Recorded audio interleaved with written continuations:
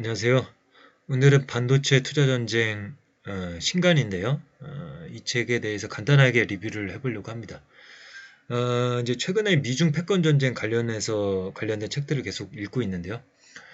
이 책은 이제 반도체를 중심에 두고 미중 패권 전쟁을 전체적으로 기술을 하고 있기 때문에 좋은 참고 자료가 될 것 같습니다.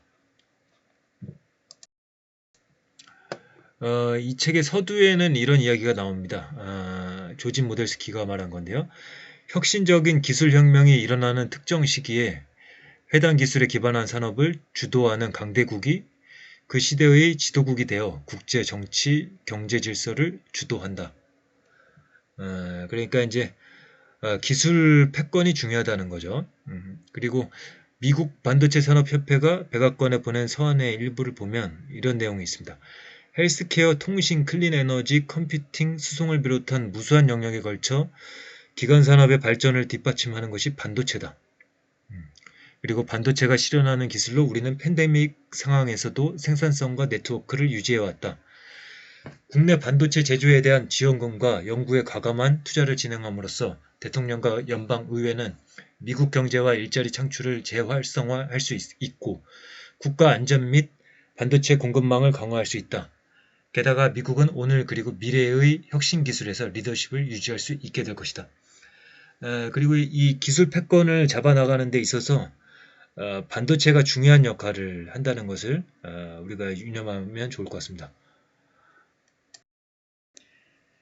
그리고 이제 반도체에 있어서 미국과 중국의 치열한 신경전이 벌어지고 있는 것이 결국에는 반도체 제조할 수 있는 능력을 어떻게 가져갈 것인가인데요. 그래서 이제 제조업의 중요한 이유에 대해서 뭐 책에 나오는 내용은 아니지만은 참고 삼아서 잠깐 말씀드리고 넘어가고자 합니다.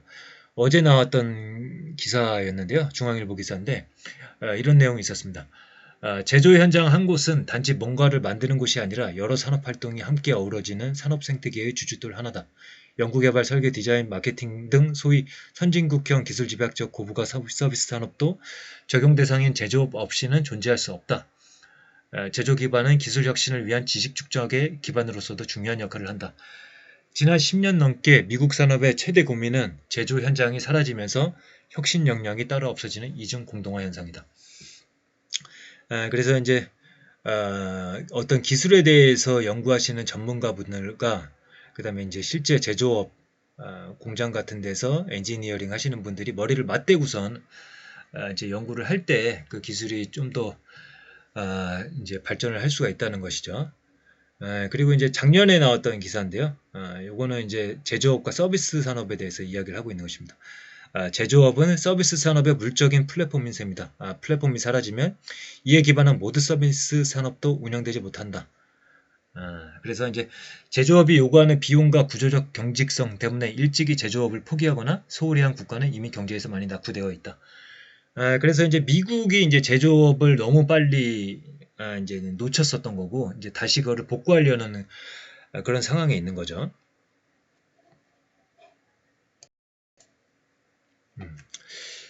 그래서 이제 여러 가지 뭐 패권 전쟁에 있어서 중국이 기술 굴기를 하지 못하도록 이제 미국이 중국을 때리고 있는데요.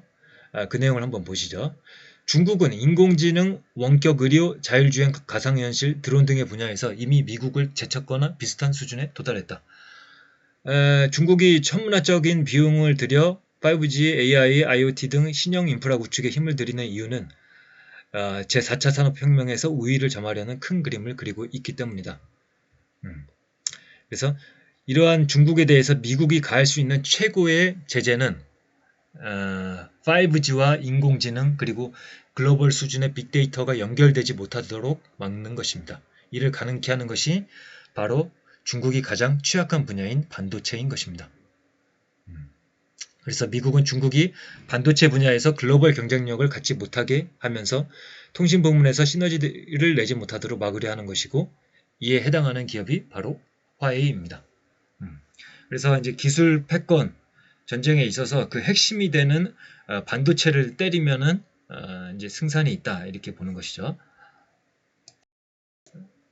그래서 이제 코로나 위기 이후에 세계 각국이 깨달은 것이 뭐냐면은 뭐 반도체뿐만 아니라 백신이라든지 자국민들에게 중요한 것들을 자국에서 다 생산할 수 있어야 된다.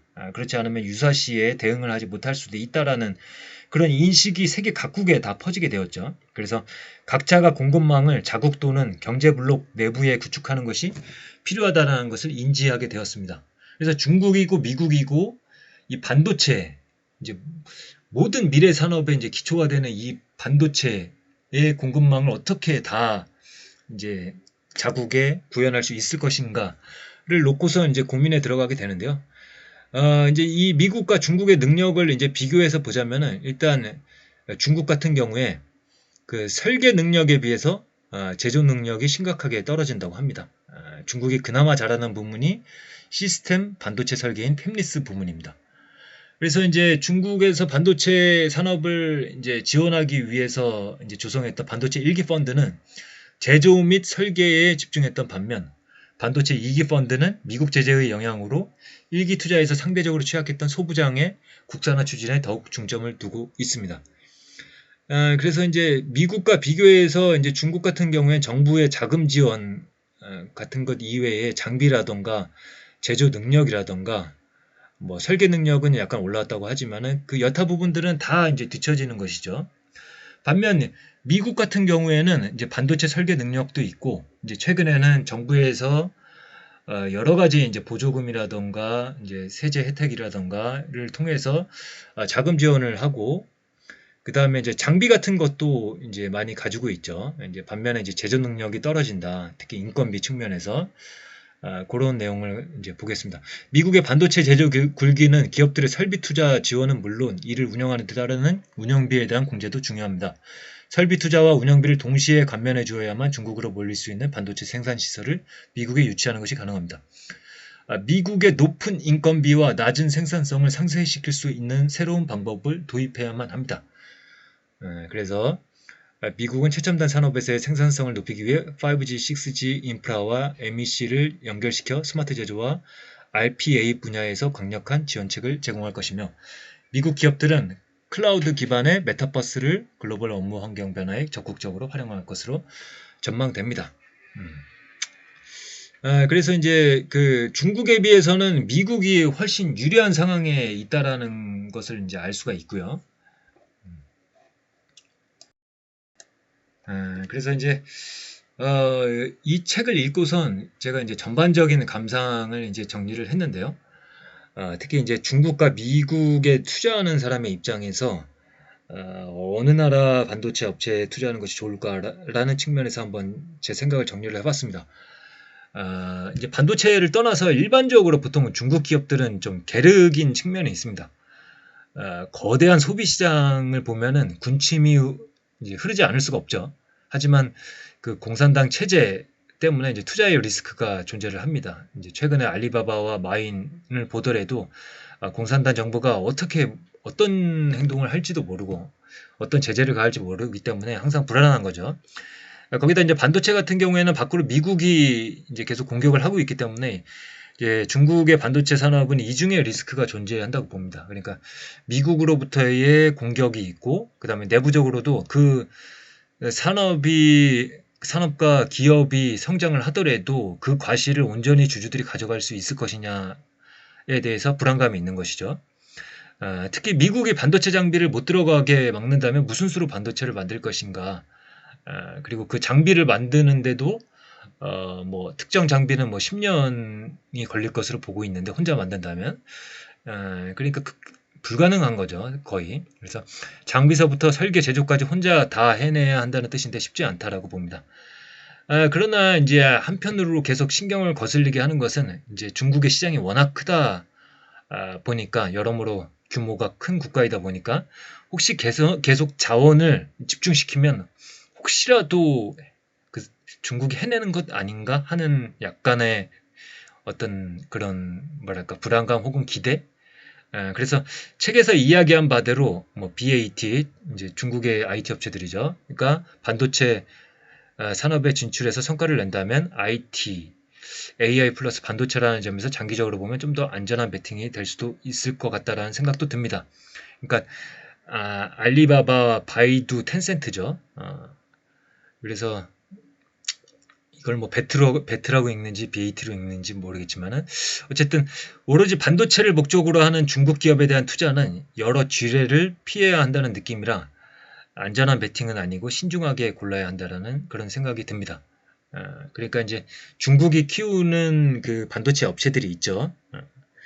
그래서 그 업체들에 대한 투자는 신중하게 해야 되고, 이제 중국의 거대 IT 기업들을 통해서 간접적으로 투자하는 방식은 한번 좀 연구를 해볼 필요는 있을 것 같습니다. 이제 반면에 이제 미국 같은 경우에는 그 기본적으로 기업 활동이 좀 더 투명하게 이루어지고 있고 분식회계가 거의 없죠. 그 다음에 정치적인 리스크가 낮기 때문에 기업이 성장하면 그 가실이 기업의 주주들에게 좀 더 명확하게 꽂힐 것이라는 기대를 할 수가 있죠. 그래서 만약에 중국이 기술 전쟁에서 이긴다라는 확신이 있으면 당연히 뭐 여러 리스크가 있더라도 옥석을 가려서 들어갈 수 있겠지만 만약 미국이 이길 확률이 더 높다라고 판단이 된다면 그 이후에 과실을 투자자가 가져가기가 좀 더 좋은 환경을 갖고 있기 때문에 미국 기업이 좀 더 좋은 투자 대상이 될 것입니다. 그러나 이제 이도저도 확신이 가지 않는다면 반도체 장비 업체라던가 좀 더 아랫단의 기업들에 포커스를 맞추는 것도 방법일 수 있을 것 같습니다. 그래서 파운드리를 예로 들면 인텔이 이제 파운드리를 다시 시작하면서 완전히 부활할 수 있을지 그것에 대해서는 뭐 확신할 수는 없죠. 그리고 이제 TSMC나 삼성이 양강 체제로 계속 쭉 갈지 우리는 알 수가 없지만 이 세 업체에 공급하는 장비 업체에 포커스를 맞춘다면은 그 산업의 성장과 함께 그 장비 업체도 성장할 수 있을 것이라고 기대할 수 있기 때문에 좀 더 안전한 베팅이 될 수도 있지 않을까? 이런 생각도 들기도 합니다. 그러니까 아이디어 차원입니다. 아이디어 차원이고 좀 더 이제 기업들은 뜯어봐야 되겠죠. 그래서 관건은 또 이제 밸류에이션이 될 수가 있을 것입니다. 어떤 업체들이 아무리 전망이 좋다고 하더라도 가격이 높다면은 조금 불안할 수가 있겠죠. 근데 이제 가격이 다소 높더라도 그것을 뛰어넘을 수 있는 성장성이 기회가 된다라면은 이제 그 달리는 말에 올라타는 것도 고려할 수 있겠다 이런 생각이 듭니다. 그래서 오늘은 이제 반도체를 중심으로 해서 미중 패권 전쟁에 대한 그런 책을 한번 간단하게 살펴봤는데요. 제 의견도 많이 오늘 말씀을 드렸습니다. 그래서 반도체에 관심이 있으신 분들 그리고 미중 패권 전쟁에 관심이 있으신 분들은 이 책을 통해서 어떻게 보면 일타상피를 할 수가 있거든요. 되게 쉽고 간명하게 쓰여진 책이라서 반도체에 대해서 지식이 많지 않으신 분들도 좀 쉽게 읽을 수 있는 그런 책이라고 생각을 합니다. 한번 읽어보시는 것을 추천을 드리면서 오늘의 리뷰는 이것으로 마치도록 하겠습니다. 감사합니다.